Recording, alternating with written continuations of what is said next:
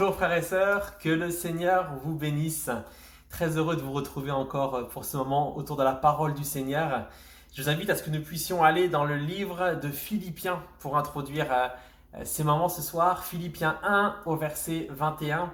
Et il est dit dans ce verset, en effet, Christ est ma vie et mourir représente un gain. C'est une parole de l'apôtre Paul. Il va dire ce court verset, mais qui est tellement fort. Je vous invite à ce que nous puissions le redire peut-être ensemble. En effet, Christ est ma vie. Et mourir représente un gain. Mon frère, ma sœur, est-ce que chez toi, tu as pu dire ces quelques mots simplement avec sincérité? Vraiment l'exclamation de ton cœur. Oui, Christ est ma vie. Christ est ma vie. Je te demande cela en ces instants. Est-ce que Christ est ta vie? Pas une partie de ta vie, pas seulement le dimanche matin, une partie religieuse, je ne sais. Non, est-ce que Christ est ta vie? Est-ce que Christ est toute ta vie? Est-ce que le Seigneur est devenu toute ta vie? Est-ce qu'il est resté peut-être que le Seigneur Sauveur que tu as rencontré il y a un moment, finalement il garde cette place, il reste à cette place, mais ou est-ce qu'il est vraiment devenu toute ta vie? Est-ce que tu vis complètement pour Christ? Paul, en le disant en cet instant, il le dit avec sincérité, il le vit vraiment parce que sa vie, il l'a dédiée au Seigneur et il est même prêt à endurer les souffrances pour pouvoir partager l'évangile, pour faire connaître ce merveilleux Sauveur. Et Paul est sincère lorsqu'il le dit. Et dans nos vies, est-ce que nous pouvons le dire avec sincérité? Nous arrêter de dire, oui Seigneur, t'es vraiment toute ma vie. Ouais, t'es devenu toute ma vie, Seigneur. Et Paul va même pouvoir dire, la mort représente un gain. La mort représente un gain, c'est quelque chose que je gagne, c'est quelque chose en plus. Pourquoi? Parce que si je meurs ici-bas, je retrouve mon Seigneur que j'aime tellement, qui est toute ma vie. Et mourir, c'est laisser toutes ces choses ici-bas qui peuvent me retenir et n'être qu'avec mon Seigneur, qu'avec lui. Est-ce que toi, dans ton cœur, tu aspires à ça? À n'être qu'avec ton Seigneur, à n'être qu'avec ce Jésus que tu aimes? Ou est-ce qu'il y a encore des choses ici-bas qui pourraient peut-être te faire rester, qui pourraient peut-être finalement être intéressantes de garder encore un moment? Enfin, ma sœur, en tant que chrétien, on doit vraiment mourir à nous-mêmes, nous dit la parole. Et on doit juste aimer Jésus, que Christ soit toute notre vie, toute notre passion. Paul peut dire que mourir représente un gain parce que dans son cœur, en fait, tout est mort ici-bas. Finalement, tout ce qui pourrait le retenir est déjà mort. Et c'est ce qu'il faut que nous ayons dans nos vies. Il faut que tout ce qui est d'ici-bas, même les choses que l'on aime, faut qu'on soit prêt à ce qu'elles meurent dès que Jésus nous appelle. Il faut qu'on puisse les laisser dès que le Seigneur veut prendre la place. Il faut que le Seigneur ait l'autorité, qu'il ait la place, qu'il soit central même dans les choses que l'on aime, où on lui cède, on lui laisse, on dit Seigneur, pour moi c'est mort tout ça, parce que toi seul tu es ma vie. Toi seul tu es ma vie. Et tout ce que je désire, c'est être avec toi. Et ça doit mourir parce que ça me sépare de toi, je te le laisse volontiers Seigneur. Parce que Christ, tu es ma vie. Alléluia. Et Galates 5, verset 24 dit que ceux qui appartiennent à Jésus-Christ ont crucifié leur nature propre avec ses passions et ses désirs. Enfin, ma sœur, si tu es à Jésus, si tu appartiens à Jésus, c'est vraiment Jésus qui vit en toi. Et pour que Jésus vive en toi, il faut que tu aies crucifié ta nature propre. Pas seulement les péchés. Sur la croix, là, c'est pas seulement les péchés que l'on laisse, c'est vraiment la nature avec ses passions et ses désirs, bien sûr, dans les mauvais, mais finalement dans les bonnes choses. Il faut que tout soit crucifié, tout abandonné, tout mort pour Christ. Faut que toutes ces choses soient mortes. Et pour que Christ puisse vivre en nous, faut que les choses puissent mourir, les choses d'ici-bas. Alors pourquoi finalement il faut qu'il y ait cette mort? Enfin, ma sœur, tout ce qui est d'ici-bas passera. Et par contre, celui qui est dans la volonté de Dieu, il demeure éternellement. Tout ce qui est du ciel demeure éternellement. Et il faut vraiment que les choses d'ici-bas, tout ce qui peut être de notre nature puisse mourir pour que la nature de Christ puisse vivre en nous. Le jeu qui vit en nous finalement, c'est notre ego. Ce mot ego que je veux vous laisser ce soir, ça vient du latin et du grec ego qui signifie le moi, le je.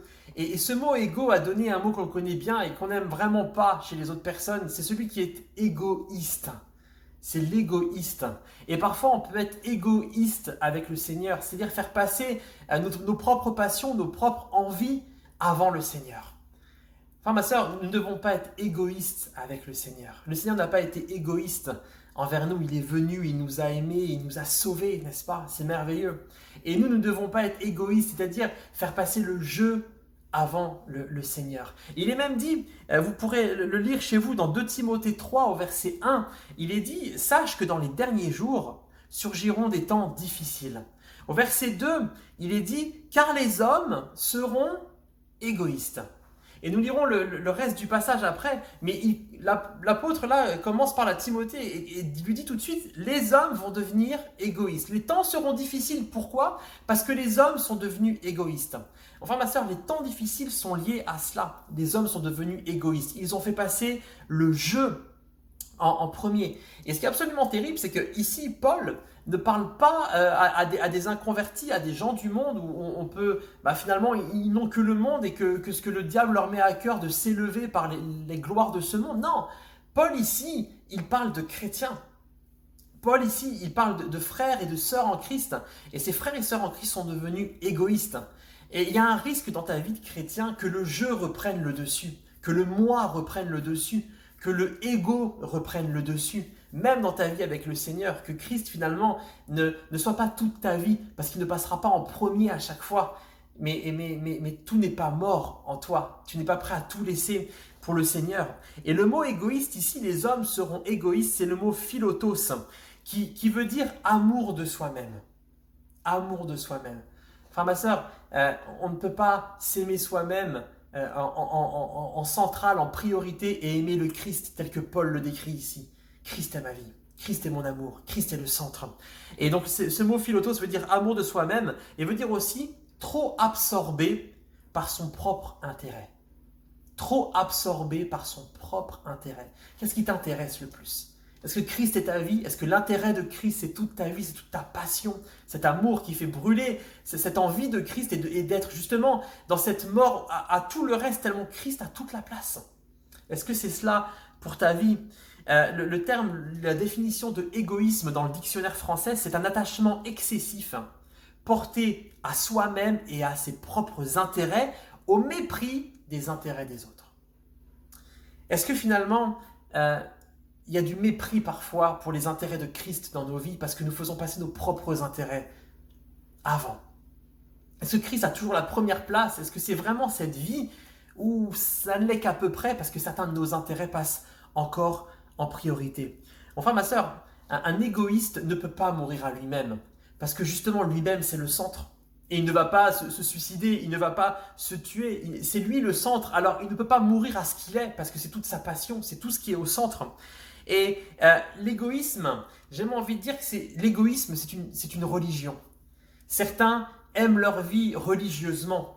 Et l'égoïsme dans ce monde, on le voit, c'est presque religieux. Le moi, le je qui est élevé au-dessus de tout, c'est une vraie religion dans le monde.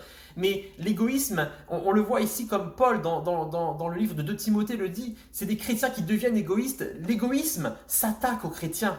Et ce soir, j'aimerais te mettre cette comparaison. L'égoïsme s'attaque au christianisme. L'égoïsme, le ego s'attaque au Christ, au chrétien, christianisme.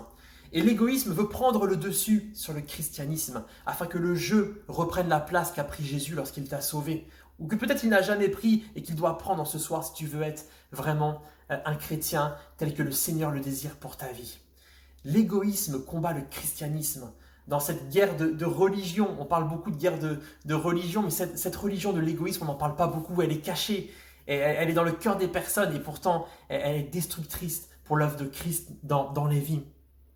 Alors, le ego doit mourir, l'ego doit mourir pour que Christ puisse s'installer à la place.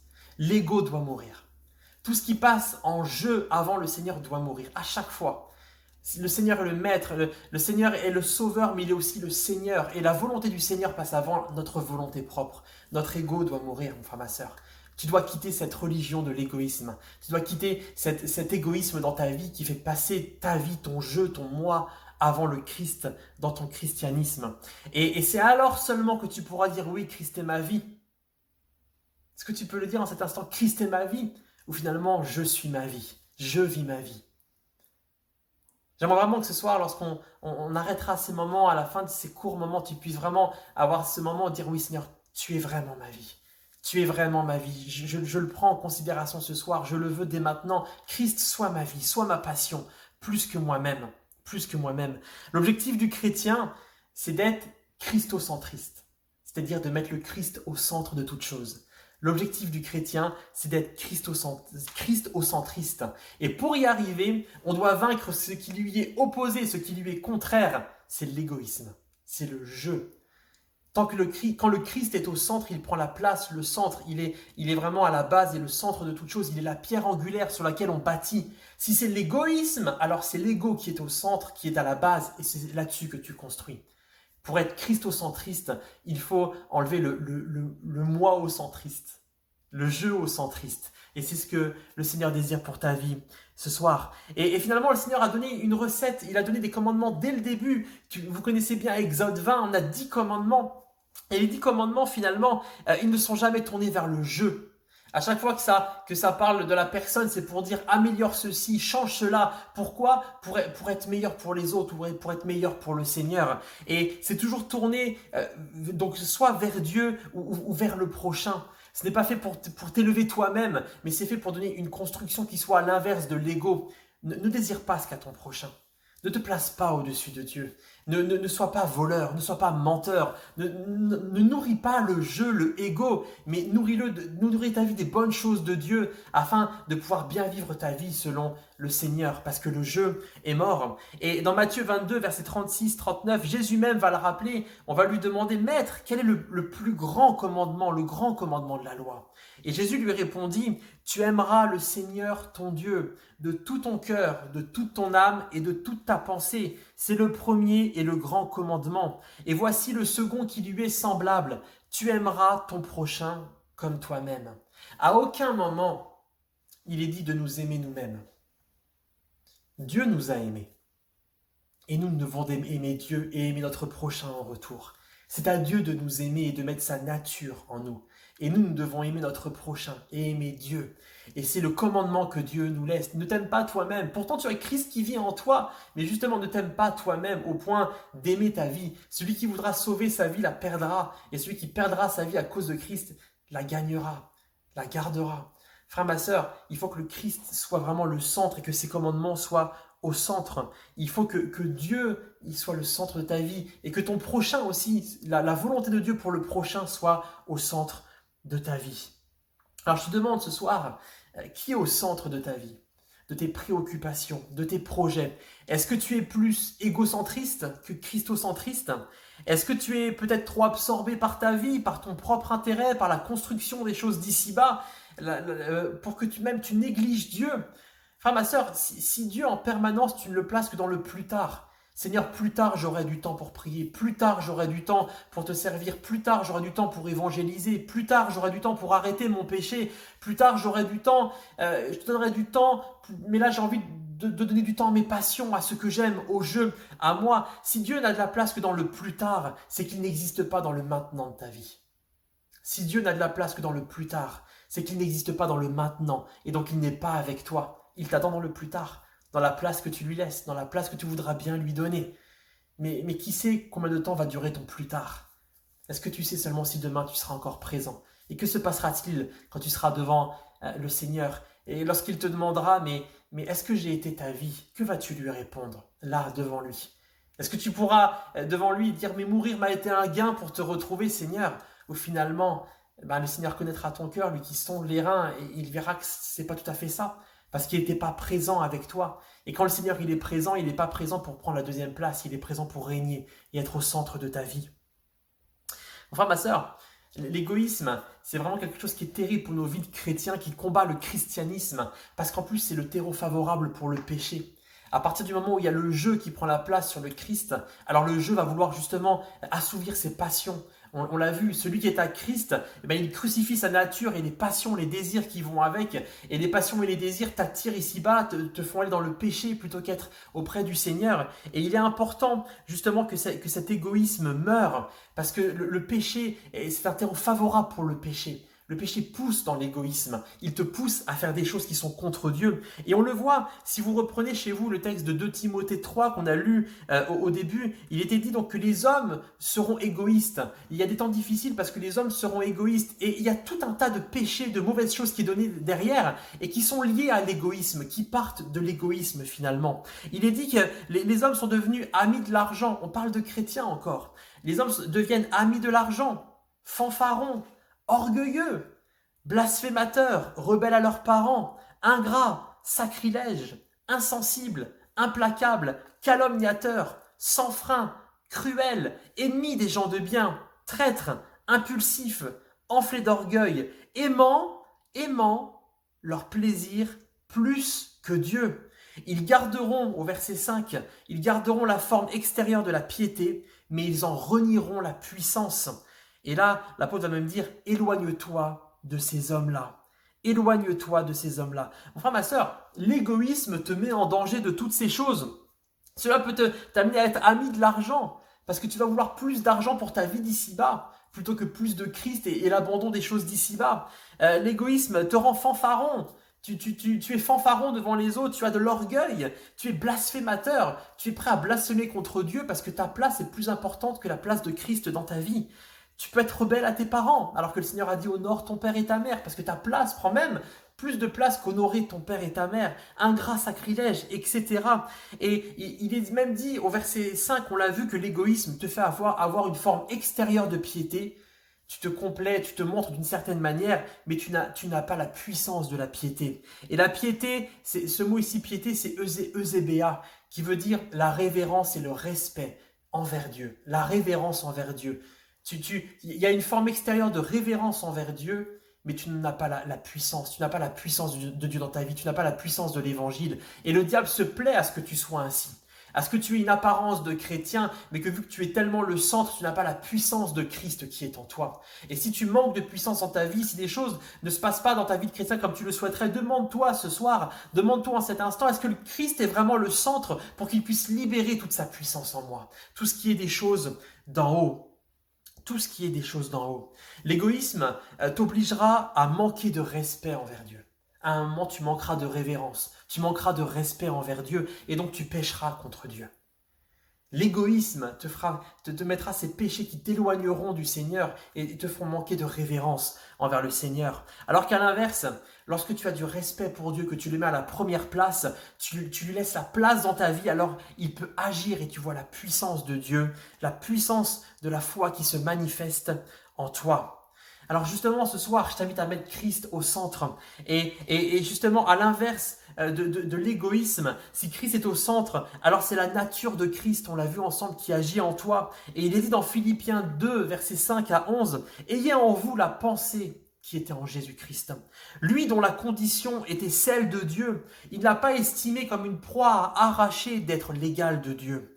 Mais il s'est dépouillé lui-même, en prenant la condition d'esclave, en devenant semblable aux hommes. Après s'être trouvé dans la situation d'un homme, il s'est humilié lui-même, en devenant obéissant jusqu'à la mort sur la croix. C'est pourquoi aussi Dieu l'a souverainement élevé et lui a donné le nom qui est au-dessus de tout nom, afin qu'au nom de Jésus, tout genou fléchisse dans les cieux, sur la terre et sous la terre, et que toute langue confesse que Jésus-Christ est Seigneur, à la gloire de Dieu le Père.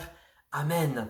Mon frère, ma sœur, Jésus, il est dit, il était l'égal de Dieu. Et il n'a pas hésité à quitter ce privilège pour venir pour toi, pour prendre la condition d'un simple homme et pour venir pour nous, pour payer pour nos péchés. Il était l'égal de Dieu et il est venu pour les pauvres pécheurs que nous étions. Et donc toi aussi dans ta vie, comme Christ, tu dois avoir la nature de Christ, la pensée de Christ et tu dois descendre du piédestal de ta vie. Tu dois ne pas hésiter à perdre l'égal que tu avais, la situation que tu avais, l'estime de toi que tu avais, à vraiment t'agenouiller, à t'humilier devant le Seigneur, à te dépouiller toi-même pour être revêtu de la nature de Christ. Comme Christ a revêtu notre nature, nous devons nous revêtir la nature de Christ. Et cela, c'est possible seulement si Christ est au centre. Cela est possible si tu as crucifié ta nature, si tu as crucifié tes passions, si tu as crucifié ce qui est d'ici-bas que tu l'as fait mourir. Que Christ est ta vie.